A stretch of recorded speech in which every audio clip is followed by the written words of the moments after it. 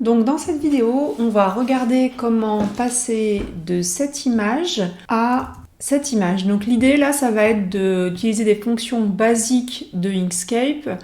Donc ouvrons une nouvelle image Inkscape. Et la première chose à faire, c'est un triangle. Donc pour faire le triangle, je choisis l'outil courbe de Bézier. Je commence par faire une ligne droite. Pour faire une ligne droite, si je fais rien, je peux aller dans tous les angles. Si j'appuie sur CTRL, ça fixe que certains angles. Donc ça m'aide à faire une ligne droite. Je clique, je relâche.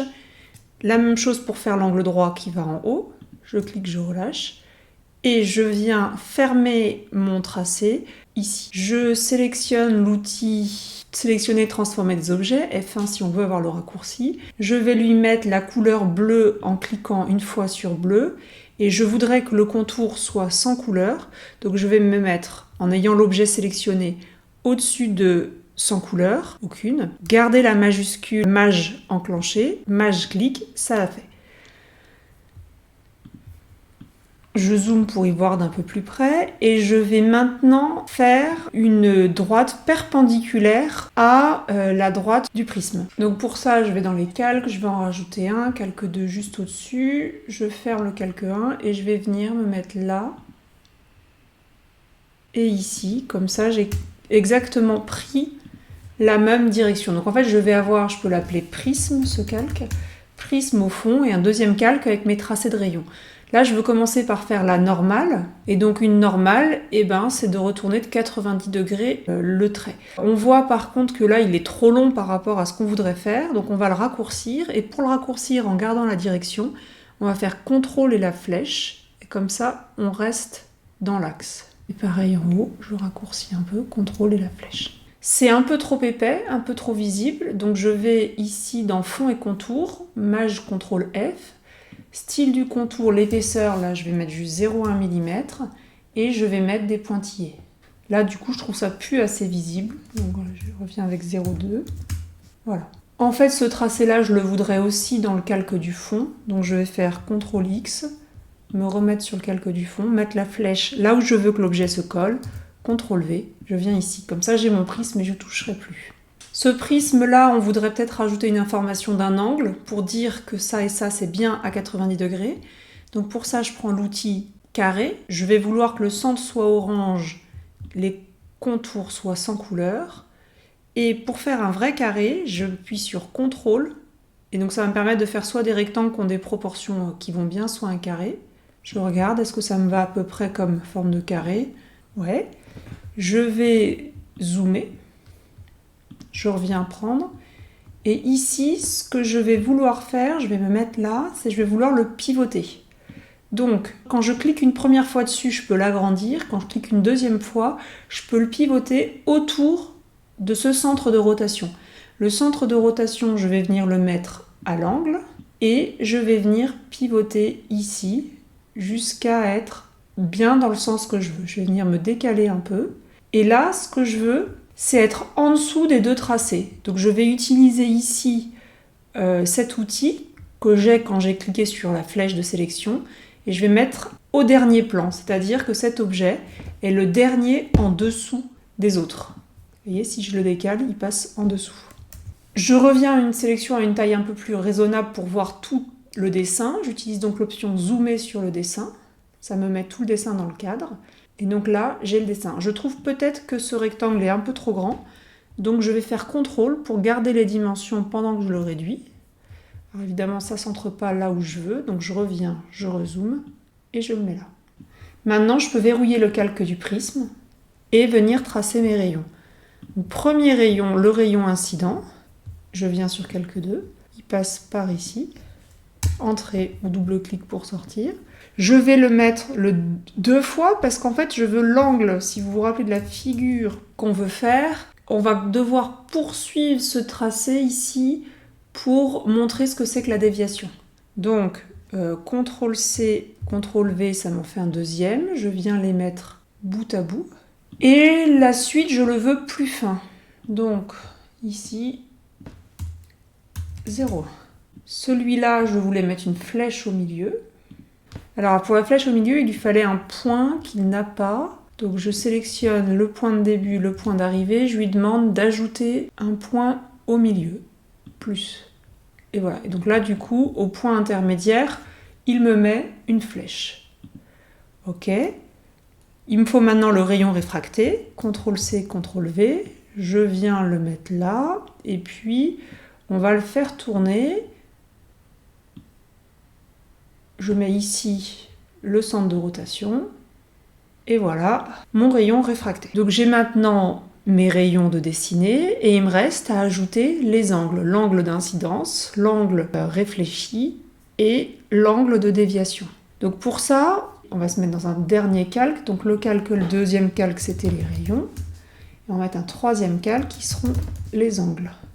J'utilise pour ça l'outil cercle. Je vais vouloir les faire en jaune. Pour faire des cercles ronds, j'utilise CTRL en même temps. Alors là, c'est parce que j'ai utilisé des options précédemment. Le cercle n'apparaît pas en entier. Le voilà en entier. Il faut faire un cercle assez grand. Et on va venir déplacer... Alors j'attrape ici avec l'outil de sélection des poignées, ce qui me permet de garder le centre visible. Et je vais venir placer le centre ici. Alors j'y vois rien. Ce que je peux faire, soit je fais du magnétisme, etc. Mais ça, je trouve pas ça encore très facile. Soit je viens, hop là, je baisse l'opacité. Et comme ça, je peux venir précisément mettre le centre au centre. Ensuite, je peux remettre l'opacité normale, par exemple. Je vais venir, avec cette poignée-là, découper le cercle pour avoir que le secteur qui m'intéresse. Alors là, il ne fait pas ce que je veux. On revient sur les options du cercle. Soit on peut voir que la transformation en arc, soit on transforme en camembert. On va zoomer un peu pour mieux voir ce qu'on fait. Donc là, on voit que le centre de cet objet, il n'est pas exactement au centre. Voilà. Et là, je remets les poignées un peu mieux. On sent bien qu'on aimerait être au-dessus du prisme, en dessous des rayons. Donc ce qu'on va faire, c'est qu'on va décaler le calque pour mettre l'angle entre les rayons et le prisme. Et on ne veut pas toucher aux rayons, donc, ni au prisme, donc on va les verrouiller. Donc voici pour le premier angle, l'angle d'incidence. CTRL D pour le dupliquer, ça me recrée une forme juste au-dessus de la première. Je vais la tourner, je mets le centre de rotation bien au bout de la pointe. Et je vais venir mettre ça ici. Je le déplace un petit peu. Je viens prendre l'outil cercle pour venir mettre les poignées exactement à l'endroit où j'ai besoin. Et enfin, le dernier, CTRL-D encore. Je mets le centre de rotation au bout, à peu près. Je viens ici.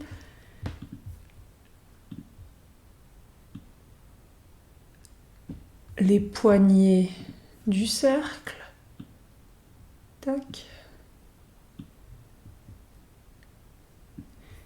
Et là, on voit que par contre, ça va être probablement, on voudrait le faire en plus grand. Donc on va faire CTRL et on étire pour garder la forme du cercle. Ici. CTRL, j'étire. Et je vais venir reprendre les poignées, puisque je vois que j'étais avec les poignées du cercle, pour me mettre un peu plus précisément. Avec la touche 4, je reviens, je dézoome. Voilà ce que j'ai. Alors, je peux vouloir marquer le bout des secteurs avec un trait noir pour que ce soit mieux visible, mais le trait noir, je le veux vraiment fin.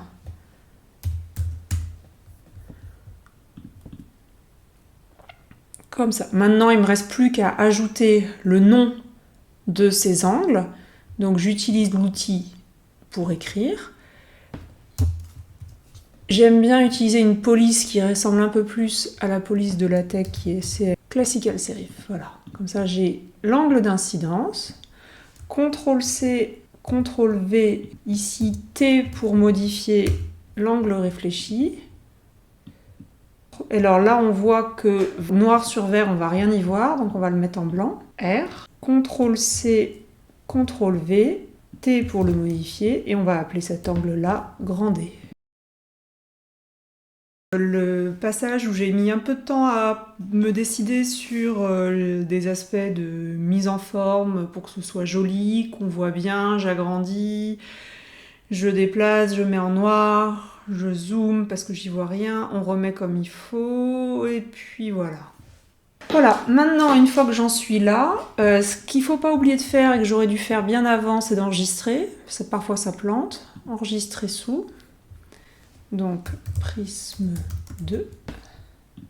Dans les calques, je viens ajouter un nouveau calque tout au fond, que j'appelle fond en général, ajouter, que je mets tout en bas. Et dans ce calque-là, je viens mettre un rectangle blanc. Et on essaye d'avoir à peu près la même quantité de blanc, espacement de blanc, de chaque côté, ici, ici, là et là. Ce qui assure que l'image soit lisible. Et on va maintenant exporter. Pour ça, dessin, exporter sous. Il faut retrouver où on veut exporter l'image.